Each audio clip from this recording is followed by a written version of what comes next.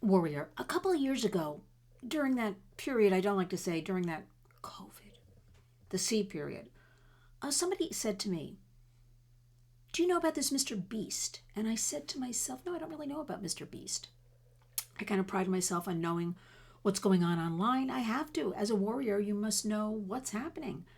But I did not know about Mr. Beast. Not only did I not know about Mr. Beast, I like to do focus groups and ask people questions, right?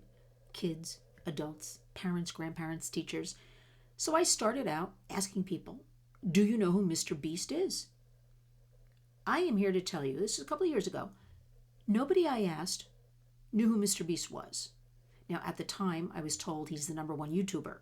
He is, fast forward, making $1 billion a year. I frankly have a hard time believing that. This is what's out there if you read about him, making $1 billion a year. Let's talk about 2025 right now. He's into large-scale YouTube models, whatever that may mean. He's into philanthropy. But isn't it interesting that nobody I asked a couple of years ago knew who he was? I don't hear much controversy around him. There was a couple of hiccups maybe 2 years ago that somebody he was working with was also involved in some shady dealings, but that story kind of came and went, and haven't heard about it since. Or do I see any updates on anything? But now, I'm reading the other day that Mr. Beast is coming together with the Rockefeller Foundation to create a philanthropic Mr. Beast. Now, I like to give you homework at the Warriors, and that homework would be look up about the Rockefeller Foundation. I find it interesting when so many good people are on YouTube and they find it very hard to monetize, or they find it hard to advertise or get ahead, that somebody's all of a sudden making $1 billion a year. But it was announced 6 days ago or thereabouts that Jimmy Donaldson, that's his real name, Mr. Beast, #1 creator. Who knew? With the Rockefeller Foundation, announced a strategic partnership to collaborate, learn from each other, and drive progress for the most vulnerable. The collaboration brings together Beast Philanthropy's next generation storytelling expertise and the Rockefeller Foundation's more than 112-year track record in advancing billions of lives in the United States and abroad, executing high-impact relief efforts across food insecurity, education, housing support, and mobilizing its audience to execute successful calls to action. This is the first strategic partnership for Beast Philanthropy. Today's members of Generation Z, aged under 13, include almost 4 billion people around the world. Stop, full stop. How do you affect change in a society, in a culture?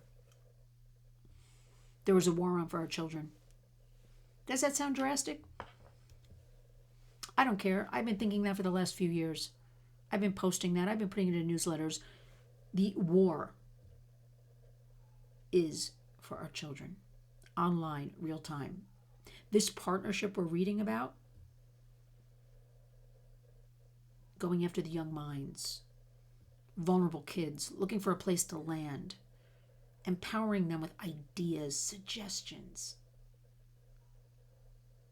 So again, I go back to when I was first asked, "Do you know about Mr. Beast?" And I'm like, "No." And then I asked around.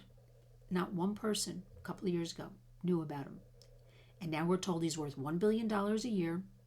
And now he has a strategic partnership with the Rockefeller Foundation to influence young minds. Community creates change. But our warriors kind of community, facts and truths, critical analysis, critical education, critical arts. Children need music and dance and movement and nature and reading an actual book to empower their minds, to give them food for thought, let them daydream. But just like AI that's ruling the roost right now, we have to keep an eye on this. They're going to implant these ideas in children's minds. They're going to tell you this is the way it is. They're going to tell you how great it is. They're going to tell you there's no other way. I don't want anything from somebody named Mr. Beast. Why is his name Mr. Beast? Think about that. Monster, scary. He's going to influence now children 1 to 13. Who is he to influence anybody?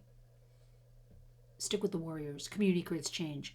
If we keep talking about it, if we form our coalitions, if we know just in our own household what is going on, to take care of our kids, that is good enough. I ask nothing more of you, except listen to us, because there is indeed a war on for our children.